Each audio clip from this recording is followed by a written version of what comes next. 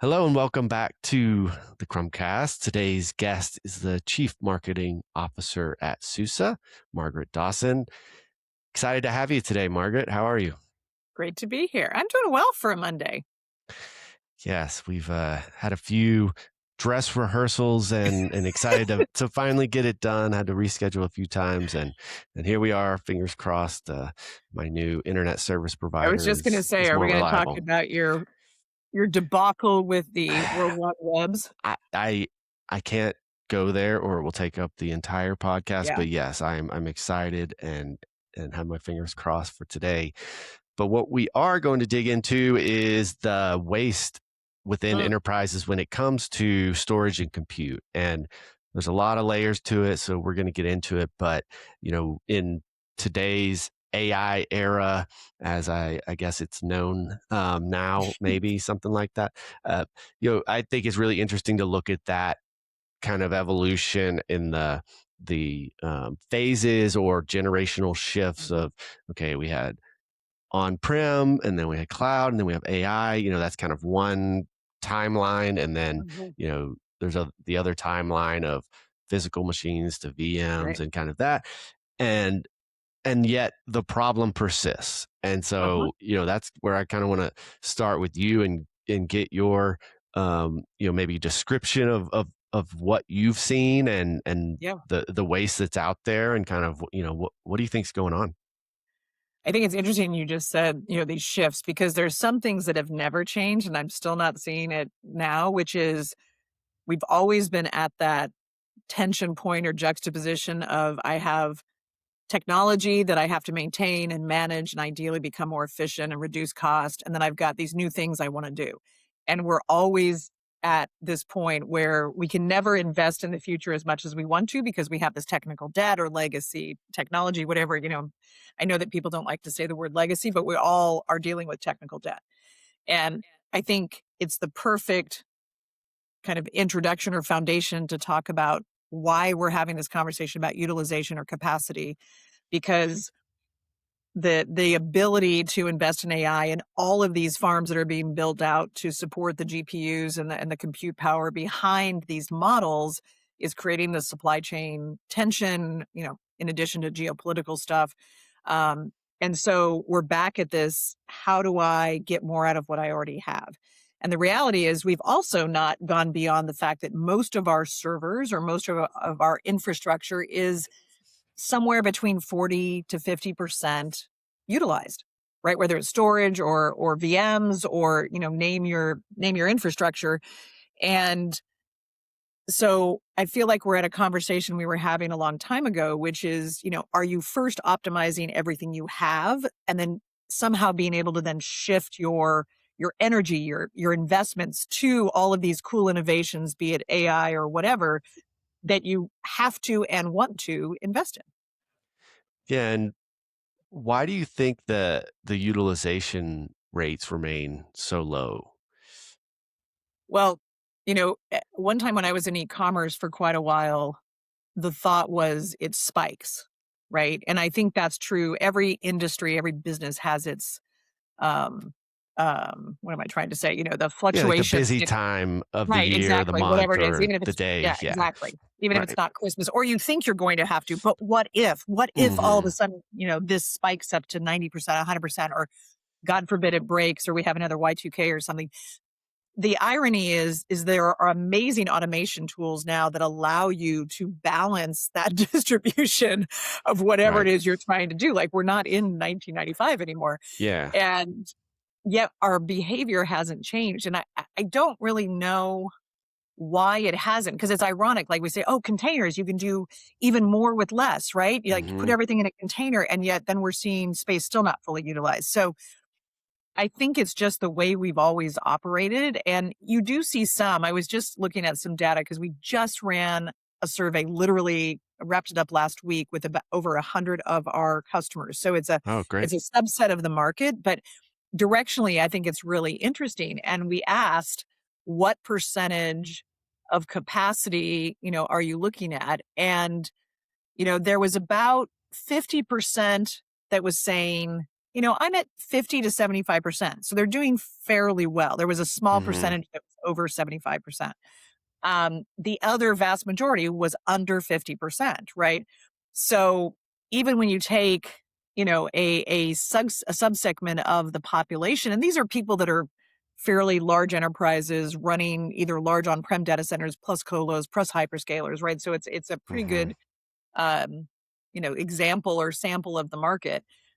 We're continuing to see this today. And at the same time, they're saying what I need is software that is more portable or that is more flexible, so that I can do more utilization or I can think about, do I take this workload and move it to the cloud if I don't get more hardware for my, private cloud or my data center. So I do think people are trying to figure out ways to approach not just innovation, but what we've been working on for a while, modernizing apps, moving to the cloud. Like we're still early, moving to containers, instead of having to buy new cutting edge hardware. Yeah, and it makes me wonder: is it a psychological problem, a safety net, like you're saying? Like, is it more of a human problem, whereas it doesn't matter what technology does or doesn't do? It's that fear of, but what if we don't have an, or what if something happens, even if it's not Possibly. based in reality? I mean, I think it's two things. That's an interesting hypothesis. I think one is that resilience, like making sure I can manage if. But I Hmm. think it's also the reality is that so many of our stacks are still siloed. We've got all these different capabilities or even infrastructure behind the applications that are specific to Right. a business unit. So I don't think we're still doing a great job, frankly, of standardizing some of our layers underneath the applications. So we've got, 30 different OSs. We've got God knows how many hypervisors going. And so to standardize allows you to scale, allows you to automate, and all those things. And But if you're leverage those resources from other groups or stacks. exactly, But and allowing you to yeah. move things, oh, I need Hmm. some over here, let's go there. But that would be like the perfect distributed but automated systems. But I think what we have is a bunch of siloed stacks, and this is, it shows up in the data as well. So I think that Right. just adds to the problem. Yeah, and I've seen that throughout my career, Mhm. and it's always, again, going back to the technology changes, whatever era we're in changes, but I don't know why I continue to be surprised, but I guess I'm maybe just the optimist that I'm gonna eventually start having conversations and realize, oh wow, like we've gotten past this. Um, I only know my business unit's Right, stack, and I right, don't know what other teams are doing. We'll get, and again, this has happened for 10, 15 years. We'll get a call with a prospect or customer, and I'll see the company name and I'll start having, imagining like, oh, we're probably going to talk about this and that. Oh, the company does this. And, I'm thinking at the company level. And in right, reality, it's rarely at the company level. When you're talking about enterprises or even, right. mid-sized Or business, it's like, governments. Yeah, yeah, you start talking to them and you realize, oh, we're just talking about this team, like this team or this business unit or this, they're addressing a problem they have. And the next team and the next team and the next team, they have no idea, and it could be the same problem. It maybe not. Who knows? right. And this Yeah. is you're seeing this now with AI, right? As everyone is testing and playing. It's like early cloud. Remember the day when like all the different teams had developers going out to the Right. public clouds, mostly AWS and playing on stuff. And it wasn't until the CFO, kind of looks at all the credit card bills, and says, wait a minute, something is terribly wrong Totally. here. Maybe we Yeah. should get an enterprise contract with this Yep. cloud. That's exactly what's happening. Yeah. It's, they, as, or what I've seen so far with AI is, the enterprises are slow, understandably in some ways, to, give the green light on Right. certain models or whatnot with AI to be used safely within the enterprise. And so it's that, irony of, well, if you're not going to approve it, I'm just going to use it anyway in a Right. different browser or incognito or whatever, so you don't know. And then it's actually probably posing more of a risk because people are going around the controls. Well, And it's funny. I was actually asking someone in procurement. There was a AI capability that my team was really anxious to use, and I was like, "Hey, how's this going?" He's like, "Well, it's in the security and compliance check, be patient." And I said, "Well, we're not gonna do any PII data in it, like, I think it's fairly safe, blah, blah, blah." But I get it. And then, like, a week later, I said, this is why people use credit cards with the cloud, right? Like, we're right back." And he's like, "Don't do that." I was like, "No, it was a joke. I was joking." But I was like, "Am I? Am I joking?" Like, because you're so if it Yeah. takes you 6 weeks to spin up a VM in the old days, you do it. If it takes 6 weeks for your AI tools to get through procurement, are you gonna be, because 6 weeks right now feels like forever. Oh, by the time it's approved, they're like the new model's already going to be, Right. and so yeah, it's like how do you yeah, that's an interesting problem in itself is like how do you speed up the approval, like still do it right, still have the right controls, but fast, like match the speed of AI. And But I think this goes back to what you just said, that we haven't moved in some fundamental ways, and yet the urgency that I'm feeling from, CIOs and to developers and everything in between, as well as business leaders, that we can't just sit and do nothing. Like, we have to figure this out, but you have to do it within the reality or the needs of resilient from a security, a governance, a sovereignty, perspective. And I think that's just a tension now on top of all those other ones where it's like, move fast, slow down, how do yep. we kind of balance that as well? And that's real. Yeah, the sovereignty one is a, an important topic as well. And I know it's a Yep. huge one for SUSE and, this repatriation or whatever you want to call it, where there is some of the reversal of everything moving to cloud, and then a lot's now moving back on prem or to data centers, and that only complicates all the other aspects we're talking about, because it's one Right. thing to try and optimize and modernize and do all Mhm. these things if there's no huge migration projects going on, but Right. or maybe not, maybe the time is, well, we got to migrate back to our data center or our private cloud. Maybe Yeah. now is the time to make these changes. But what are you seeing?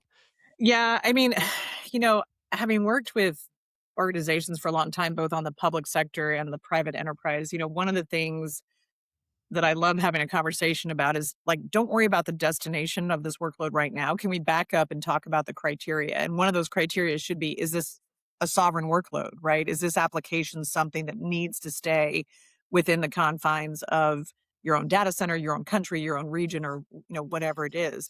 And even before sovereignty, I would say, what's the security implications? Where does the data reside? What are the dependencies or the interdependencies? Because we always have this um, fallacy that somehow I'm going to move this application to the cloud as if it is an island and you can put it in a box and move it somewhere. And we all know that doesn't exist. And how many times have you talked to someone that tries to move something? They're like, oh, I just broke, 5 different things and I can't get the data and I just moved data Right. to the wrong place or this or that API doesn't work. Or, I mean, hopefully in the future with MCPs and, different ways to think about connections, we won't have that, and if everything was beautifully containerized, but most of the time, vendors and the industry are what, 10, 15, 20 years ahead of industry that still have huge amounts of data and workloads in mainframes, have these different stacks that have no standardization layer, which maybe you could put an AI, or an MCP server layer, across them or something. I mean, there's probably cool things we could do now in this era, but it doesn't take away the fact that nothing is ever as, portable or modular or composable or extensible as we wish it was. And Right. so, we're still at some fairly basic modernization um, capabilities, and you can't just slap beautiful AI on top of a pig, and call it modernized. Yeah. No, I That might mean, have been a mixed metaphor, but you know what I mean. yeah. Well, I immediately thought like, well, I bet we could have a pretty funny image created with that one. That would be It's like great. I'll the work on lipstick that on whenever we get pig, that. but um, yeah, and you're right. And I think anyone that's not in the industry and really having these conversations would be absolutely floored with the reality of where companies are in their journey of, Mhm. modernization versus where, the vendors are, because all you really see on the outside is the vendors, right? And the commercials and talking about, oh, AI this, or, um, cloud native this container, but then you talk to these companies, and they still have cobalt code, doing things, and it's like, 100%. the gap. You probably have the data of being 10 to 15 years of a gap between where vendors are at versus where the enterprise actually is. I mean, I mean, that's that's more crazy. anecdotal. Yeah, I mean, that's just from experience and, of course, No, it industry sounds analysts. right to me. Yeah. Yeah, it feels like that always in every technology wave where we're like, "Oh, let's jump on," and those of us that love that always think that the entire world wants to go with us, and then you've Yeah. got people Let's on, go. still on Windows 98 or something, but Right. I I will say that the one additional, I guess, tension or something in the market right now is the reality of these delays, and something I'm seeing is there are a lot of organizations, I wanna say, are almost in a state of inertia right now, which I think is also very dangerous. And we've seen this before where there's this feeling like maybe if I just step back and just wait and see how this all plays out, then I can make decisions. The problem Right. is, we all have examples of how that worked out for some companies that did that and just assumed it would pass them by. But, having inertia for 6, 12 months in this current technological era, I Yeah. think is extremely dangerous. Maybe not if you're government, although I would even say you can't just sit there. You've got to think about governance or risk management, right? But to just say, I'm not going to do any investments or any risks until I know the outcome of these geopolitical things or of, this AI governance issue or which model is going to win or, how to do these things or do I even need developers? And so you've kind of got these two camps, ones that are moving too fast. And we've seen it with all the layoffs and then like, oh, no one's here to do work or the ones that are doing Yeah. nothing and they're like, "Oh, crap, like I'm behind," right? So neither of those is right. Like, yeah, Hmm. step back and then move fast, Yep. right? It's that ultimate kind of balancing act. Yeah, absolutely. It's, yeah, status quo. I mean, in sales, it's Mm, like, you always want to know the competitors in a deal, right? right, Who are we competing against? And doing nothing, status quo, is always the number one competitor. right, In most right, deals that you don't lose to right, like a named competitor. You lose to right. they decided to do nothing. They decided Yeah, to just stay put. And yeah, I mean, eh, that is like that is the quandary for a lot of companies. How do we actually do all of these things at once? And when many of them are, um, literally, at doing opposites, right? It's like, don't spend money, but invest in AI. It's like that. right, That juxtaposition. That, of course, there's always budgets and dollars that drive these things, and where do we invest? And right. what do from a market and marketing Mhm. standpoint, like, how are you and SUSE thinking about this, and messaging, and really trying to help solve these problems? Yeah, I mean, one thing I would say that hasn't changed that I love about SUSE and why I'm here is that we literally can help you wherever you are and move you to the future and start to always think about how do you optimize, reduce costs, become more efficient, manage more easily. So, a huge part of the message is you need to reduce costs, you need to get off VMware, you need to, simplify your management so you can spend more time thinking about those things. All of those areas we have really clean, efficient, and affordable solutions to, right? So whether it's SUSE virtualization, whether it's multi-Linux manager, multi-Linux support, whether it's multi-cluster management, right? So if you've got a million different Kubernetes, which bumps into your world, how can you manage that more simply? Goes back to those multiple stacks. So there's some really simple things to say, let us help you make your life easier where you are today. Like there's some Yeah. problems that you've had for a while. You've got too many vendors or you've got too many support contracts or things have already ended life and they're not under compliance anymore and let us just fix those things and then hopefully that frees up energy resources, whether dollars or people to start thinking more about AI, to start moving towards a more sophisticated edge solution or whatever it is. So I think being able to handle both, existing tech, legacy tech, whatever you want to call it, and these like furthest edge complicated architectures Hmm. is what I love talking to customers about every day, right? Because everything we're talking about, that juxtaposition, is that 5 different vendors? If you can kind of say, help me solve this and then do it in an open source way. Yes, we're interoperable. Yes, the entire stack doesn't have to be ours. Yes, you can ride our Kubernetes with any Linux underneath. Yes, we can carry any Kubernetes on our Linux. Like those things are unique. Whereas Yeah. instead of having to say, I'm just going to go from one locked in stack to another black box, how does that help me? And so that transparency, that portability, that interoperability, those are themes that go with the resilience, with the sovereignty, not against it. So I would say that's how we continue to message. I will say the sovereignty and resilience message has increased. Um, and I think that is something both that is, part of our differentiation, especially being a European company, Hmm. and that our customers want us to help solve.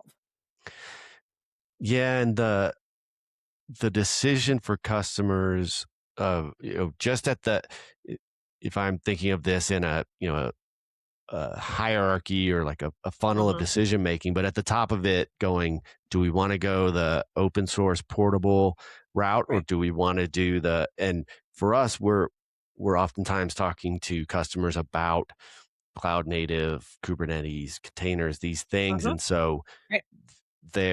and these are usually not enterprise, more mid market that are at that. We're just Mhm. now thinking about this and we want to um, choose a direction. Do we go the proprietary, everything's in a box route Right. of something like Red Hat OpenShift, or do we want to go the direction of SUSE Mhm. Rancher and having that option and portability? And when you take, and that's always, well, as long as I can remember, that's always been um, a decision tree, right?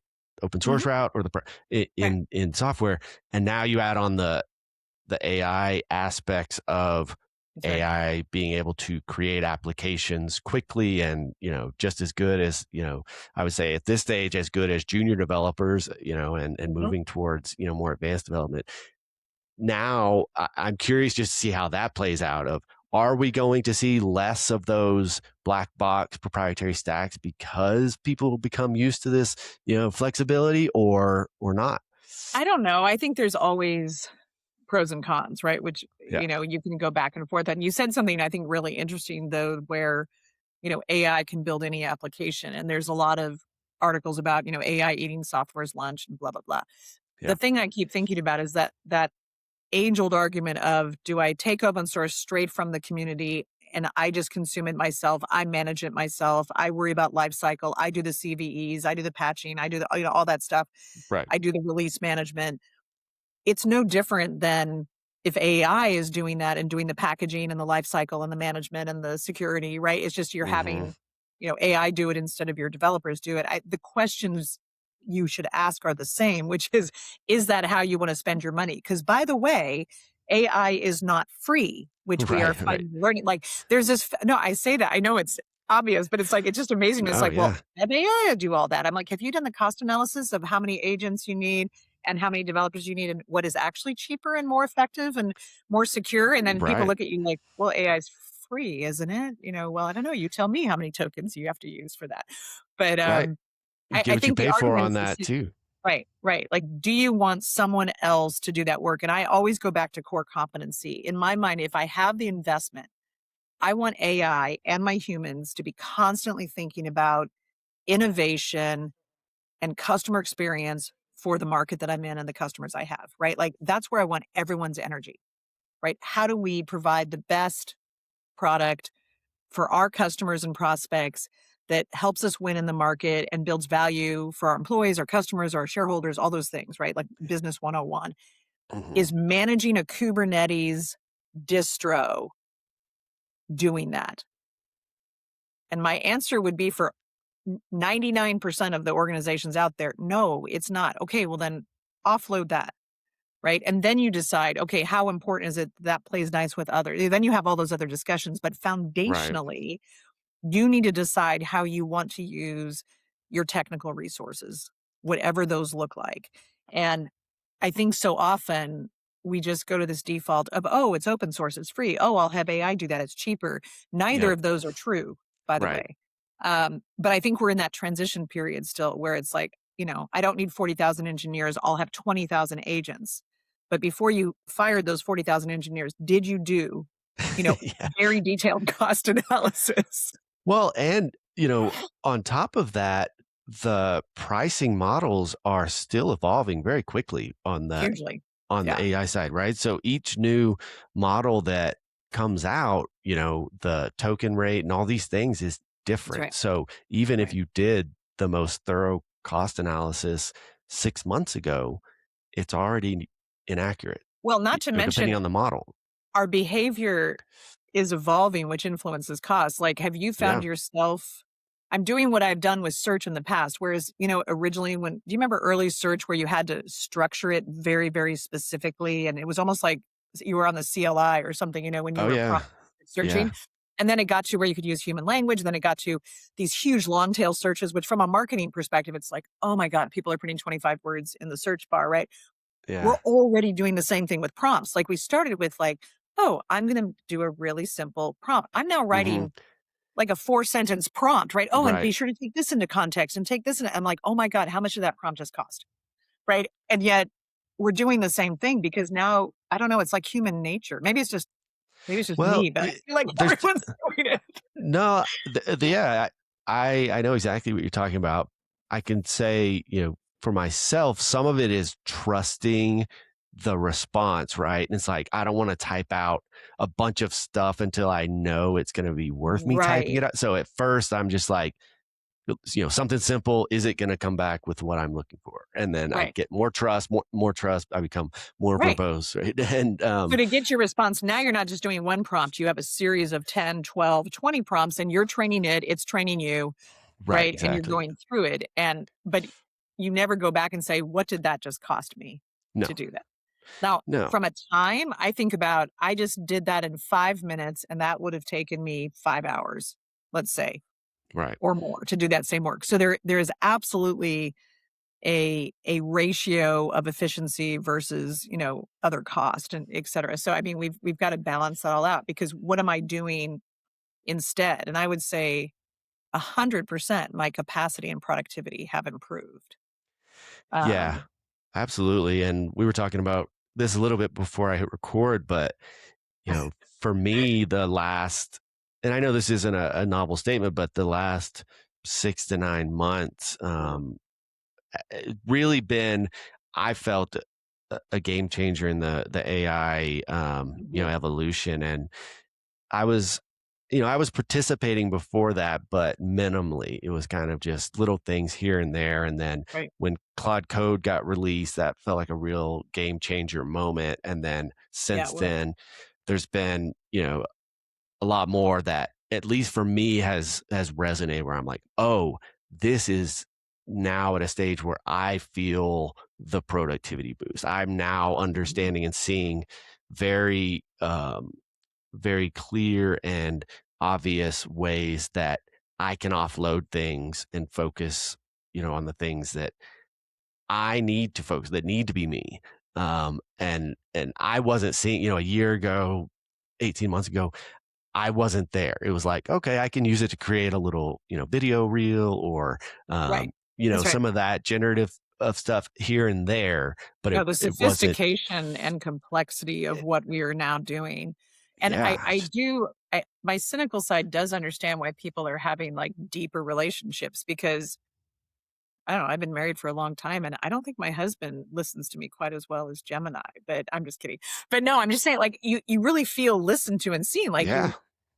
like, I was telling you earlier, we've created these gems that are a voice for every executive and spokesperson. So if we want to draft something, you can use that agent to say, oh, draft this Mm, in so and so's voice.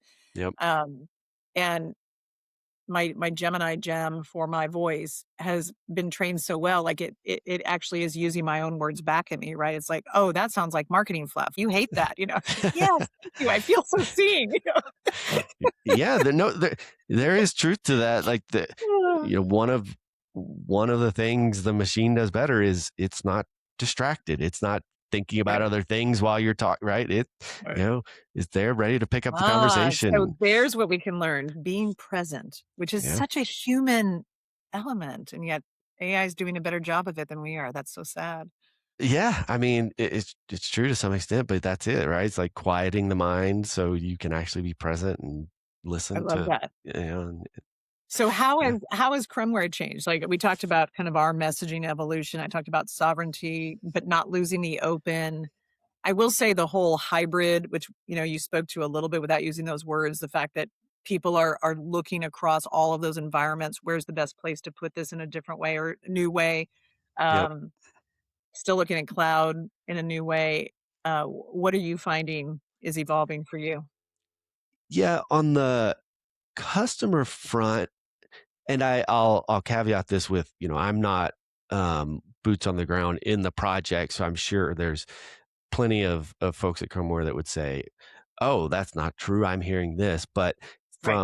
from you know my seat and what I'm hearing, there is that lag where you know the things we're working on are not the bleeding edge. It's you know Mm, still the same types of projects and needs and problems that were there 1 year, 2 year, 5 years ago, right? So the yep. vast majority of customer interactions have not you know evolved and changed as rapidly as like we were saying as the Mhm. vendors do, but the things that are have certainly um, picked up and evolved quickly are internally the things we're developing, the things we're able to do, and especially with you know our smart technical folks, starting with Colin, our founder and CEO. You know, he built an MCP server for our tool Opinio that started off Mhm. as a SUSE project. I call it our tool now, but you know it's open source. Started as a SUSE project. We've taken over as maintainers and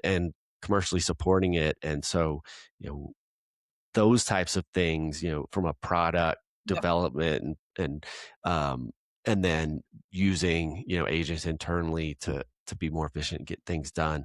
We're definitely seeing that and we're a small company, so we do have that advantage of being able to move quickly and implement things and Yeah. it you know, it's that trade-off of not always having the resources of an enterprise, but not having, you know, the approval layers, you know, that slow things down sometimes. Yeah.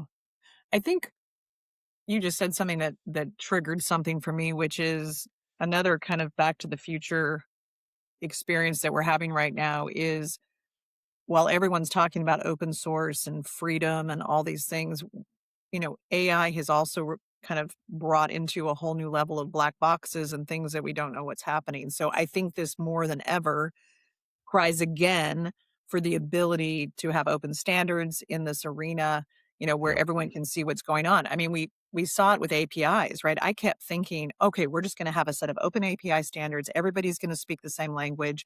And now I'm thinking, okay, are we going to actually stay true to an MCP server open standard, Yep. where that universal proxy or gateway is actually going to be universal and open. Yeah. And I'm seeing the same tension there where companies are saying, "Well, I don't wanna open it because then I won't make money, and so I'm just gonna have my black box, and you don't get to see what that is." And then there'll be a camp that's Right. like, "No, let's create those open standards so we can have transparency, and we can have more governance because what you can't see, you can't govern."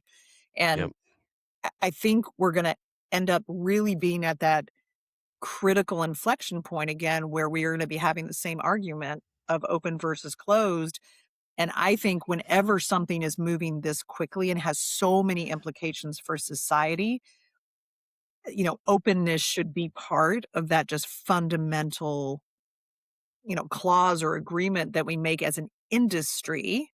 Um, and government should not be forcing that, but we're not all there, right? Even the ones that were created in the open are now locking down. Yeah, and something we at Cromware are really interested in trying to I don't know if solve's the right word because it's probably too big to solve per se, but at the developer and maintainer level of open source software. And it's something, just the concept of it has always blown my mind as a non-developer. And when I Mhm, came into tech and learned about this thing called open source, I'm like, wait a second, you're telling me developers spend their time building these things and maintaining them and don't get compensated for it, and that's kind of the underpinning of everything? Like, huh? Like, it's just, there's, I can't think of another example of something like that that still mhm, exists. And so it's never been, a great model with not being able to compensate, those maintainers. But we're kind of seeing some cracks in, projects that are going away and lack of maintainers and all that. So we're really, keen on, like, how do we help that community, funnel some money, or help develop a better model to actually incentivize and make it worth their time. Because, if that starts to break down, the ripple effects are kind of hard to fathom. absolutely. No, I Yeah. think that's true. But yeah, that's always been, the way that things work, and I think with AI, it is attracting an energy around that once again, right? Everyone wants to collaborate and work and share each other's work and, do it in the open so that we can all, advance together, but it's not this unknown force that people don't get to participate in. So, I mean, Right. I think open is all about innovation, open is all about security, and I think those things go hand in hand. Well, Margaret, this was great. Really glad we finally Yeah, got we to make covered a it lot of happen. ground. Made it all the way through. My internet's still working. So thanks again. And we'll maybe have to do a part two because there's a lot to talk about. Awesome. Thanks, Noah.